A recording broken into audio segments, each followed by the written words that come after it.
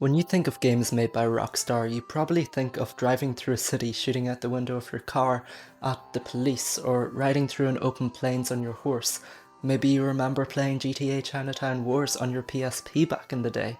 Or maybe you think of Rockstar Games Presents Table Tennis, cause, I don't know, you're just weird like that. You probably don't think about a linear cover shooter where you play as a man going through a midlife crisis with an alcohol addiction and a really bad Hawaiian shirt. Generally, Rockstar games are big open sandboxes where you traverse an extensive map to start missions, and in between you can hogtie people you don't really like and drag them along behind your horse. That's why these games are so successful. Maybe not the hogtie thing, but it's the ability to do what you want in a sandbox environment with a shitload of guns and explosives and maybe a little bit of alcohol. You see that? That's a big fat Peggy 18, which means alcohol is allowed, and Trevor Phillips has this little thing called crackhead energy. I'm not sure if you've been on this app called TikTok lately, but all the girls say they are full of it. Regardless of what you get up to in these games, my point is they're fun because they let people's imaginations run wild when they are left with the tools that the Rockstar developers leave to them. And that's a wonderful thing, but what if you take all the magic Rockstar storytelling, which is a very important part of these games, and combine it with the gameplay style that isn't too different to Uncharted games, and maybe give players the ability to slow down time, to dodge bullets by diving, or just getting more time to aim. And did I mention he had a really bad Hawaiian shirt for like an hour or two in the game? If you do all that, you get Max Payne 3. And it was not what I expected. Alright, I did know what I was getting myself into. I knew I wasn't getting an open world adventure game like Red Dead or LA Noire. I've dabbled in the older Max Payne games a little bit in the past, so I knew what it would be, but this game still just felt like such a dramatic change from the usual Rockstar formula. But to know what the deviations that Max Payne present are, we need to be able to understand what exactly it is veering away from. Something I love about a Rockstar game is that I can play one from start to finish and it might take me 50 hours while it took you 100 hours. We might have done missions in different orders, and we definitely went on our own different adventures in the open world. For example, in Red Dead Redemption 2, I love being the biggest baddest pirate in the Wild Wild West, and I do whatever the hell I want to whoever I want, especially if I think I can do it undetected. Guns blazing is fun too, but then you get a bounty if your mods aren't turned on, and that's a whole thing. I need to do a video on Rockstar games and single player mods because that is a whole other world of fun that I just don't have time to talk about in this video. I had a joke in my head now, but I've forgotten it because I started writing about mods. So I'm putting this in my script instead because, yeah, I'm reading from a script, so I'm typing all of this. It's all intentional, like this, and this, and this underlined, bold, italicized, red, all uppercase, this. And now I remember the joke. It was that I do all of this in Red Dead to NPCs, and there's people on Twitter who consider intentionally harming NPCs a red flag. I don't know when having fun became a red flag. I mean, if it's in the game, surely you should be able to justify doing it. Whether or not you're a blatant f***ing serial killer in Rockstar games, or a pretty little princess, yes, I typed princess, who follows the rules and doesn't just start getting good honor at the end of chapter 6 because you really don't want to get that bad ending and you've kind of been an awful person for all of Red Dead Redemption 2, yeah, I'm talking about you. Whatever it is, these games offer something a little different to everybody, while giving everyone the exact same set of tools. I keep using Red Dead 2 as my example because 1, it's the best, and 2, it's what I've played most recently, so it's the freshest in my mind. But the same applies to GTA 5 and to a lesser extent 4. Its story is a little more linear, but it still has choices for what you do for the next mission. Same with LA Noire, and so on and so on. But the next thing I want to cover is that these games all have the same control schemes. The control scheme is what gave me the idea to do this video in the first place, and that may seem strange, but let me explain. Something that makes a Rockstar game is its distinct button layout. I'm talking about on controller because I'm not approaching any of these games with a keyboard. They have like over 100 keys, and on mine they all change colour, and that terrifies me. That's why I always have a towel handy to cover up those keys when I'm playing a game. We all know this control style because the first time you picked up a controller to play GTA 5, you probably went, jump shouldn't be fucking square. And don't get me started on reloading, because the circle button, whose idea was that? I have this little saying in my head where I'll notice my thumb is feeling weird and I call it Rockstar fatigue. That's because for some godforsaken reason, you have to tap X to sprint, not hold it. If you hold it, you will only run, and that's an ineffective form of transportation because you know you could be going faster. I'm not saying these controls are bad, far from it. They're just unique and they're a staple of this game design.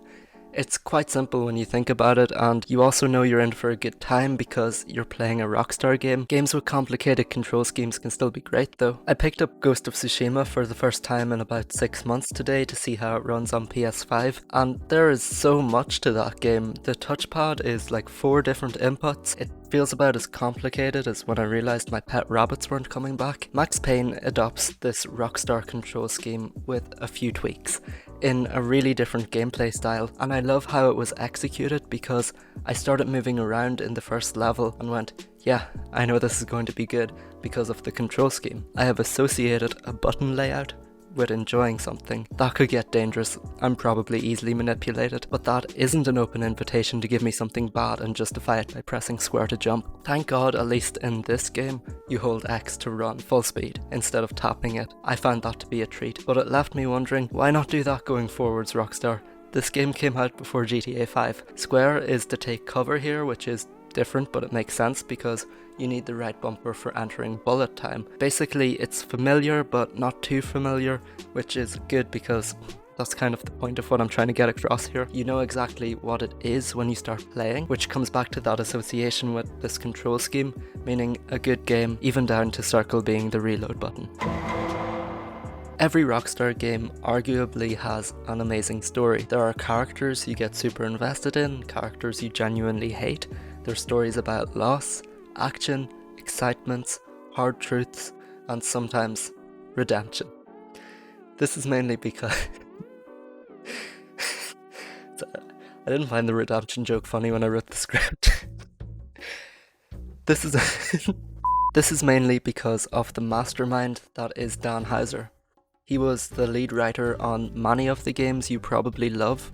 If you're listening to someone talk about Rockstar game design, you're probably a fan of the stories that are told, unless you're here because you really hate Rockstar, which would be kinda cool, and let me know if that's true. But Dan Houser has had major roles in crafting GTA games, Red Dead 1 and 2, and of course, Max Payne 3. He wasn't the sole writer of these games, but he generally was the lead writer. He has since left Rockstar, and that's sad, but apparently he might not be done with games, and hopefully when he's not under the rule of Take-Two Interactive and Rockstar, he'll go on and do more in the gaming industry in the future. Or maybe not. He co-founded Rockstar, he's probably rich as hell. Max Payne 3 is kind of a continuation of the first 2 games, but you don't need to play them to know what's going on. The game does a good job of filling you in with Max's monologue throughout the game. It's almost like he is telling the story to the player, and that's yet another staple of the Rockstar formula. Not that he's telling the story to the player, it's that you can jump into any game and not need to know about the previous entries in the series. Sure, it's nice, you'll see references that would otherwise go over your head, but regardless of if you've never played a Rockstar game before or are their biggest fan, the ability to tell a good story in these games is amazing. And by references, I kinda mean like the time Lester said there was a Russian stirring things up in Liberty City. There was an Eastern European guy making moves in Liberty City, but he went quiet. And in the GTA games, you can recognize like the same drinks and restaurants between GTA 4 and GTA 5, that sort of thing. Something else that makes this game similar but different is that Max Payne 3 is a satirical action game, just like the Grand Theft Auto series, and to a lesser extent the Red Dead duo. But in GTA, you're a criminal. You play criminals from all walks of life, but at the end of the day, they do bad things. In Red Dead 1 and 2, John and Arthur may be good people deep down, but they're still outlaws. Yeah, John does make some changes in his life, but that doesn't stop me killing random civilians in the game. Max Payne, he's essentially a good guy, or whatever way you want to put it. He tells a Rockstar story, but instead of being bad for personal gain, that's flipped on its head and Max is good to fill something missing in his life. Ironically, the definition of redemption is the action of saving or being saved from sin, error, or evil. And that sure does happen to John Marston and Arthur Morgan, but it also happens to Max Payne. So really, this game should be called Max Payne Redemption. Thank you for watching my video. No, I'm joking. I think I lost sight of the point there. Essentially, the way this game deviates from the Rockstar formula is that it tells a story in the same vein as the other games, but this time you're using your ability to kill and pull off cool action sequences for good, which is really out of left field for the game company that solidified open world violence. I touched on how this game has a different gameplay style, and it's extremely different while feeling super familiar. It's a cover shooter. If you like Uncharted, you'll like this. It actually reminded me of Uncharted a huge amount, almost like a more mature version of it, without the puzzles, fortune hunting and hunting. I'm Irish and I can't say THs, but when I do I'm really proud of it, but sometimes my brain will just throw THs into words that don't have them, like hunting, fortune hunting and climbing. The gameplay is fun as hell though. The main gimmick is bullet time. Now you're going to be listening out for me trying to say THs and I'm going to be doing my best. It's hard, I have an accent. The main gimmick is bullet time. Max can slow down time to nail really satisfying shots on opponents, and it's just undeniably fun. You shoot your way through levels with big action set pieces, and there's a load of these situations where you're sliding off a building and time slows down for you to nail some really cool shots, and you don't really get that in other Rockstar games. I know Michael can slow down time kinda like Max Payne, and John and Arthur have Deadeye, but it's just not the same. Also, this game is linear and level based. No open worlds, and levels are bridged with cutscenes, not travelling across a city or an open plains. I loved this. It was so refreshing to play a game like this when most big budget games these days are open world. They're open world for a reason, because people sink hours and hours into these games and an amazing story can still be told, but you can't deny back-to-back missions with interesting cutscenes to fill gaps is a great way to present a game, and it just doesn't get done as much anymore. If I had one complaint about Max Payne 3 though, and you won't get this in an open world game, it's really short.